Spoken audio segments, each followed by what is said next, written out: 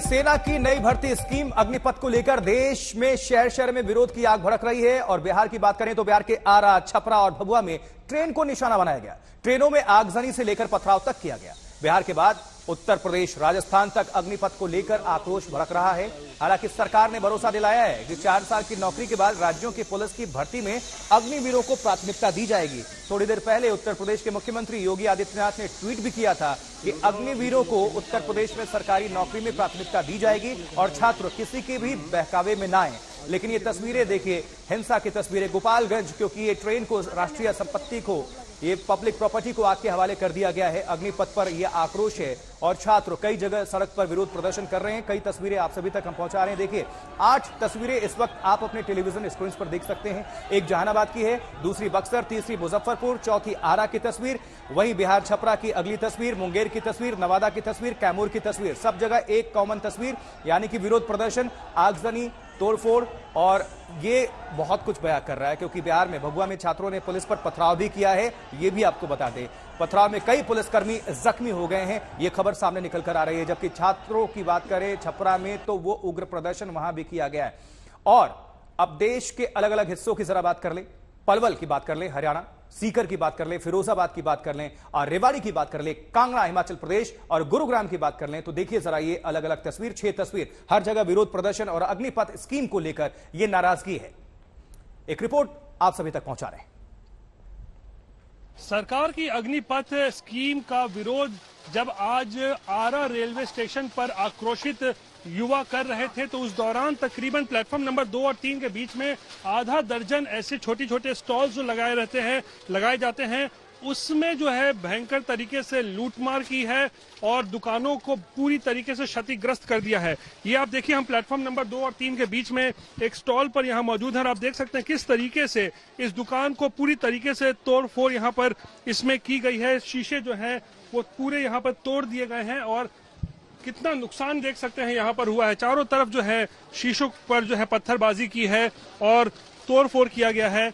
और हमारे साथ इस दुकान के जो मालिक हैं, क्या नाम हुआ आपका? चंदन कुमार सिंह। चंदन जी, ये बताइए कितने लोग थे, कितने छात्र थे जिन्होंने हमला किया और कितने दुकानों पर हमला किया? यहाँ पे मेरा 7 दुकान है, जिसमें 4 दुकान को निशाना बनाया गया है और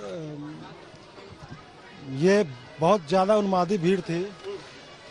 हम लोग सभी स्टाफ, हम लोग 15 स्टाफ हैं, कंट्रोल करते रहे लेकिन हो नहीं पाया। हम लोग बहुत मुश्किल से, बस बहुत कम सामान बचा है, 10 से 5% सामान बचा हुआ है। बाकी पैसा वगैरह जो भी था, पैसा वैसा भी लूट लिया? हाँ, पैसा भी जो था हमारे पास, जो जिसके हाथ में जो आया, जहाँ से आया, सभी लोग लेकर के भागने का काम किए।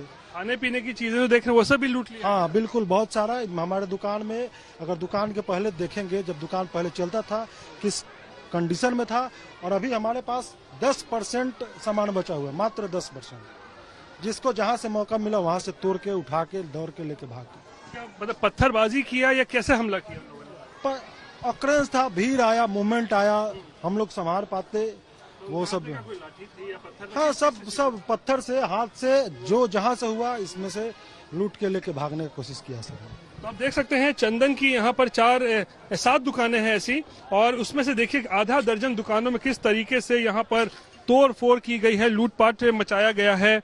और ये तस्वीरें अपने आप में बताती हैं कि किस तरीके से आरा रेलवे स्टेशन जो रण क्षेत्र में तब्दील हो गया था, वहां पर आक्रोशित जो नौजवान हैं, अग्निपथ पॉलिसी का विरोध कर रहे हैं, उन्होंने किस तरीके से पूरे स्टेशन पर जो उत्पात मचाया है और दुकानें लूटी हैं, वो गवाही दे रहा है कि बिहार में खासकर जो नौजवान है वो इस सरकार की नई सेना भर्ती का किस तरीके से विरोध कर रहे हैं।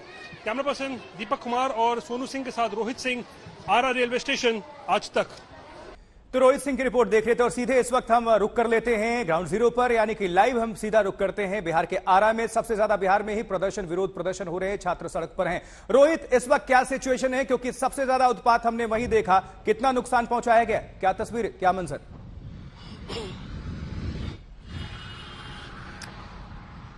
जी देखिए, जहां तक आरा रेलवे स्टेशन की बात है तो अब वो स्थिति वहां पर नियंत्रण में है, लेकिन जिस तरीके के हालात आज सुबह से तकरीबन 5-6 घंटों के लिए थी, वो बिल्कुल भयानक तस्वीर थी, जहां पर एक तरीके से कह सकते हैं एक खुले तरीके से जो नाराज छात्र थे या जो नौजवान हैं, उन्होंने आरा रेलवे स्टेशन को एक तरीके से बंधक बना लिया था। खासकर 4 नंबर जो प्लेटफॉर्म है वहां पर जमकर उत्पात मचाया। बुकिंग सेंटर जो है रेलवे वहां पे टिकट का, उसमें तोड़फोड़ की, शीशे तोड़ डाले।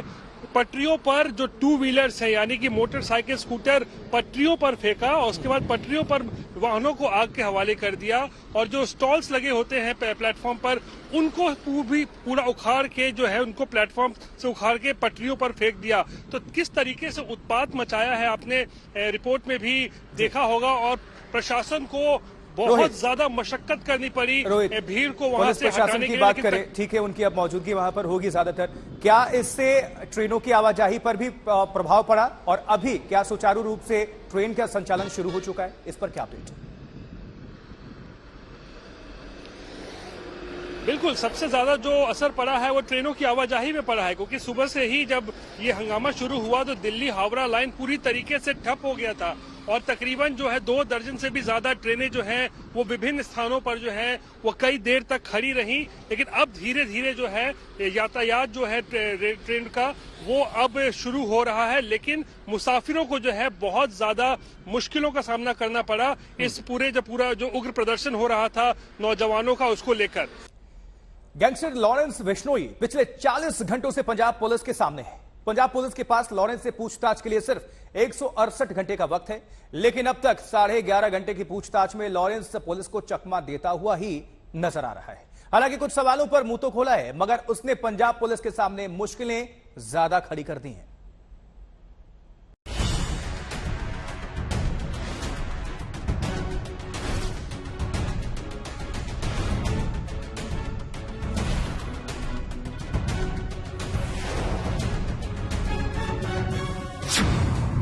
लॉरेंस बिश्नोई से 11.5 घंटे लगातार पूछताछ। शूटआउट की प्लानिंग का लॉरेंस ने खुलासा किया। पंजाब पुलिस ने हत्या के राज फाश करने में लगाई ताकत। 168 घंटों में हत्या की कड़ियों को समेटने की चुनौती।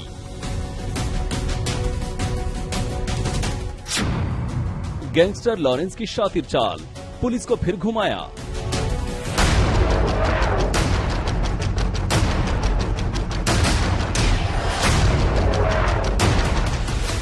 लॉरेंस बिश्नोई को अपनी हथकड़ियों में जकड़े हुए पंजाब पुलिस को 40 घंटों से ज्यादा हो चुके हैं।